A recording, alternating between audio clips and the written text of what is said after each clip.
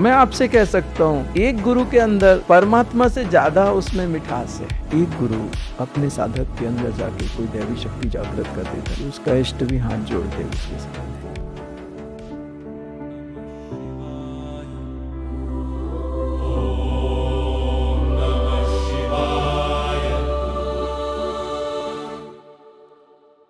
एक संत हुए, उन्होंने दोहा लिखा।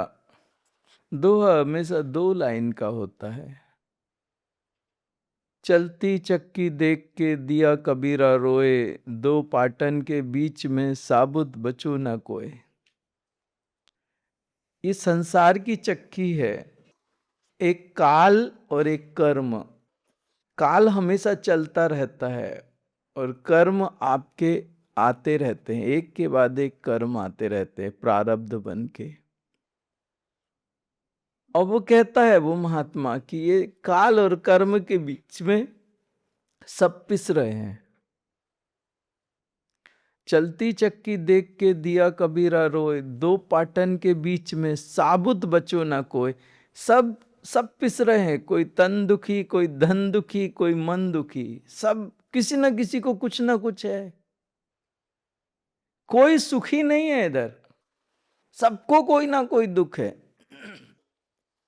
उतने 2 लाइन लिखने के बाद पहली बार ऐसा मैंने देखा कि दोहा 3 लाइन का हुआ। दोहा तो 2 लाइन का होता है, जो 2 लाइन का हो उसको दोहा कहते हैं।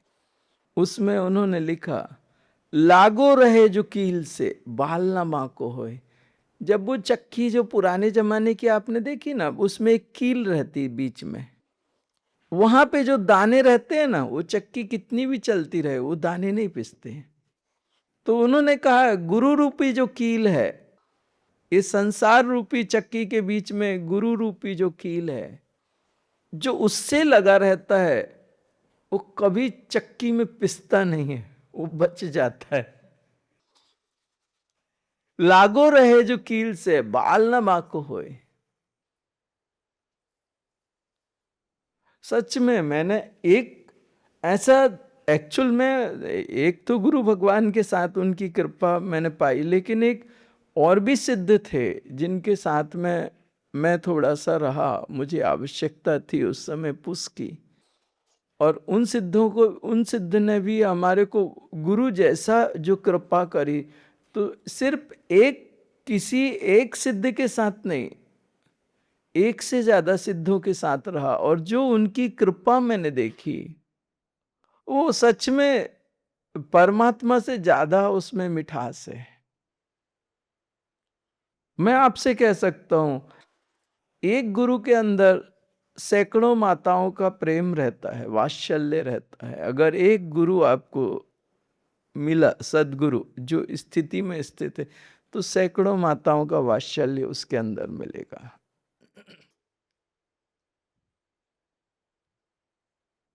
कहाँ थे हम लोग?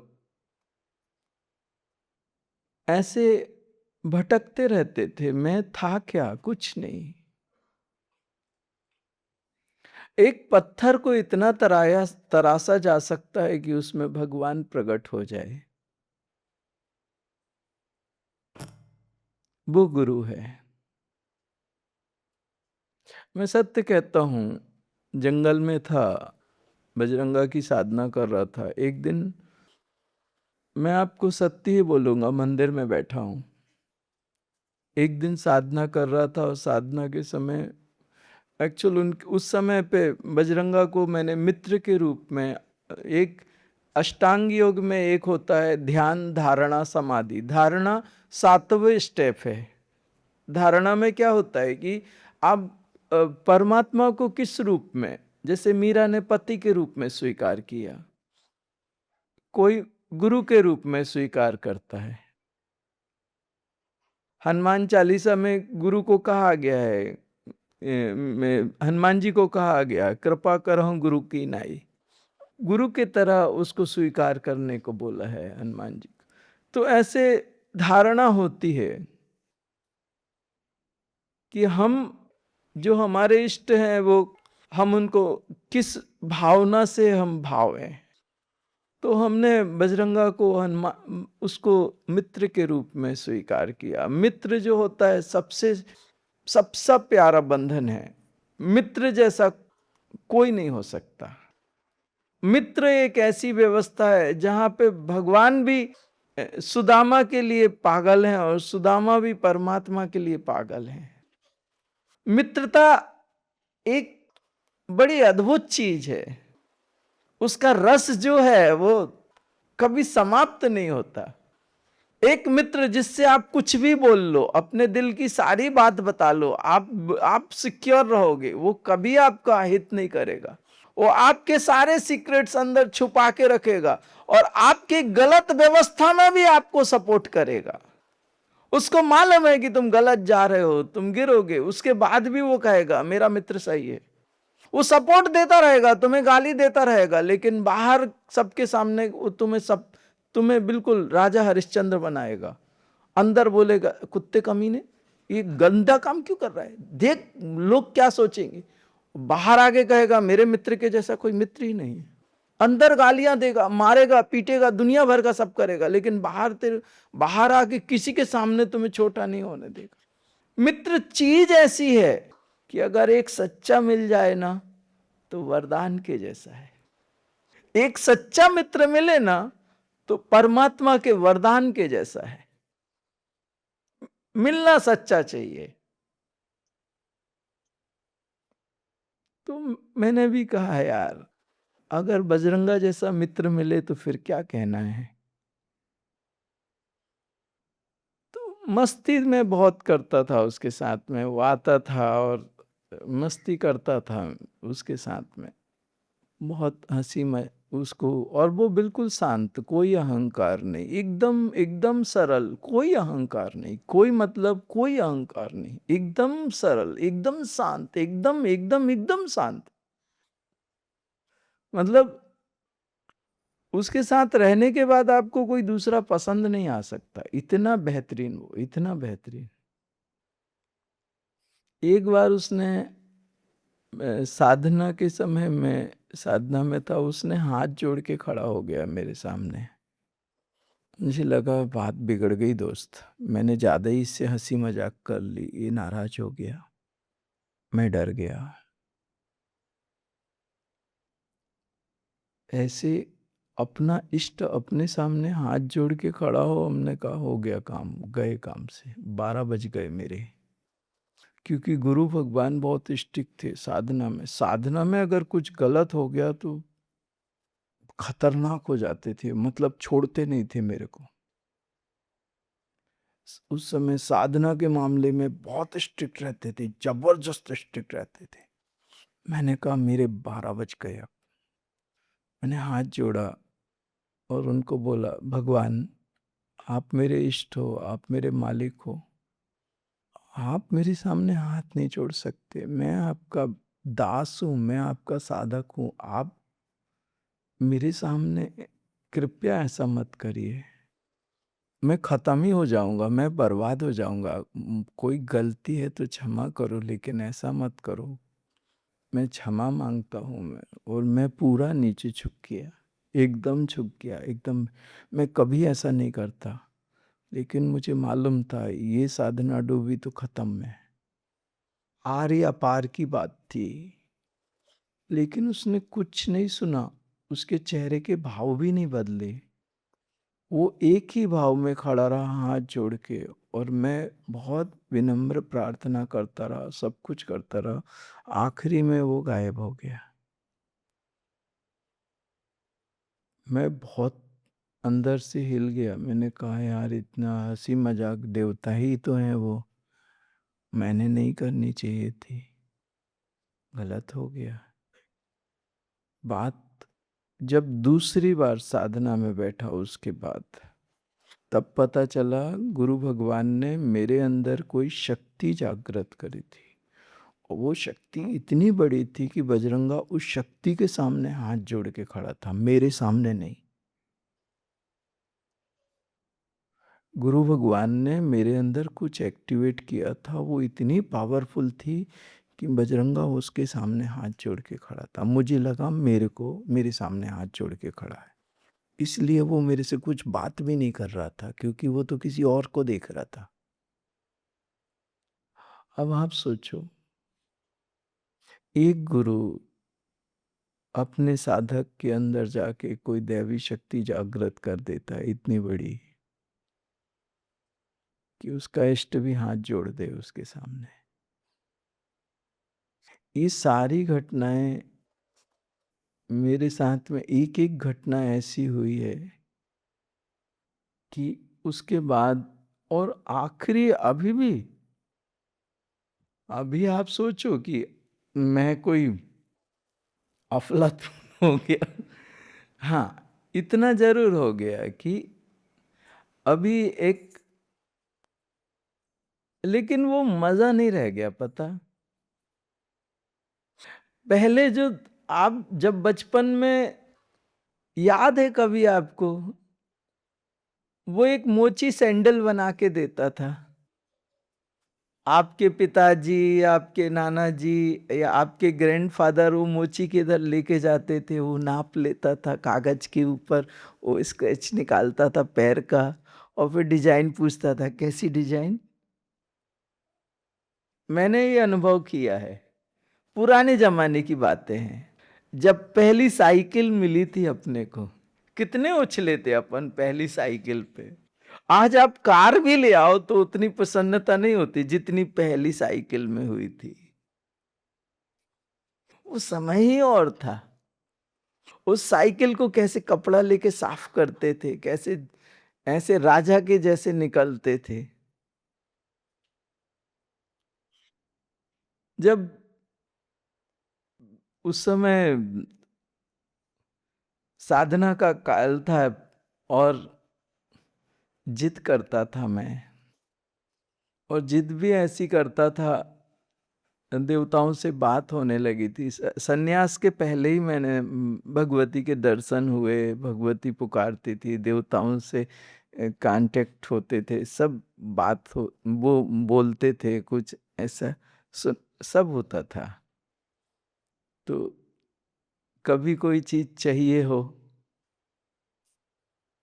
या तो उनसे मांगना, गुरु भगवान से जिद करना, शरीर छोड़ दिया था गुरु भगवान ने उस समय।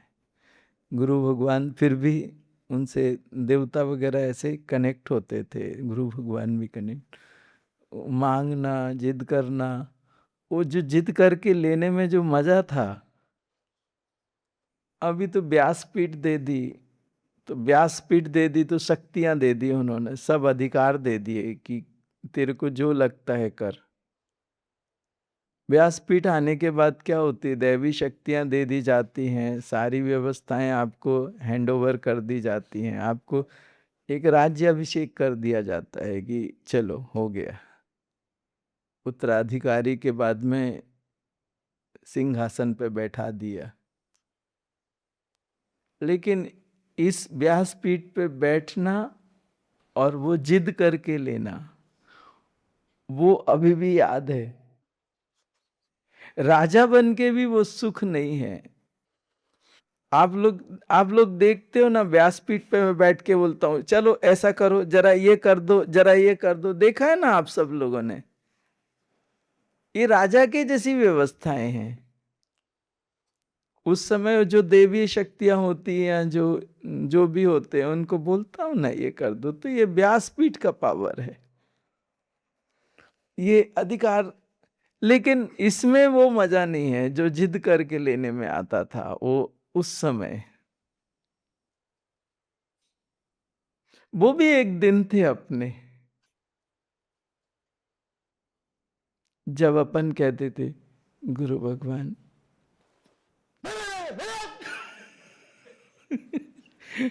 वो तो हर बार ही होता था, लगभग लगभग 100 में से 99 टाइम से ज्यादा ही होता था। उसके बाद भी बंदा रुकता नहीं था, दूसरे देवता के सामने भगवान। अगर वो ना नहीं करते थे, वो ऐसे देखते रहते थे, और देखते रहे मतलब नहीं देंगे। फिर आखिरी में राम जी के पास एक भी बार राम जी ने, मैंने कुछ मांगा हो और उन्होंने तुरंत, उस समय ऐसा लगता था जैसे ग्रैंडफादर हूं, वैसे ही लाड़ वैसे ही प्यार। कभी नहीं उन्होंने ना नहीं मिला, मुझे कभी ना नहीं मिला। ये बिल्कुल सच बातें हैं, मंदिर में बैठ के बोल रहा हूं। आध्यात्मिक अध्यात्म इतना मीठा और इतना प्यारा हो सकता है। आपका परमात्मा सिर्फ पत्थरों में नहीं है, वो है। और ये सब देखने के बाद में एक विश्वास और एक प्रेम, उतनी उम्र में सन्यास लिया और जंगल आया। इतनी हिम्मत दी उस विश्वास और प्रेम ने कि सब कुछ छोड़ के, एक जैन परिवार का लड़का जंगल में गया और पत्ते खाए उसने। ये प्रेम ही था।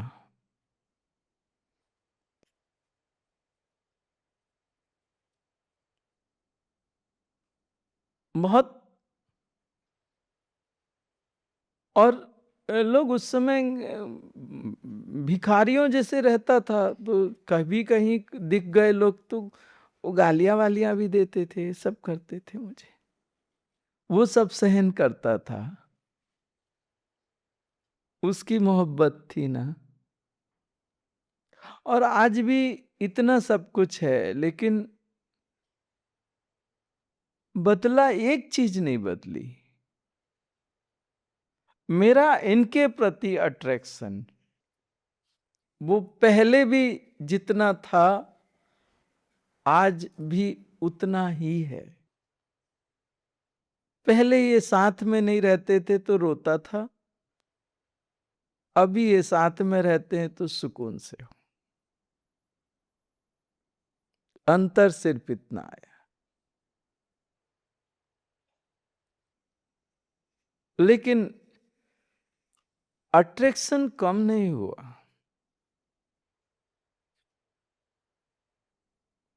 किसको चाहिए मुक्ति? और मुक्ति है क्या? अगर जीवन अमृत के जैसा हो तो तुम्हें मुक्ति की आवश्यकता क्या है? आप थोड़ा समय मेरे साथ अगर गुजारो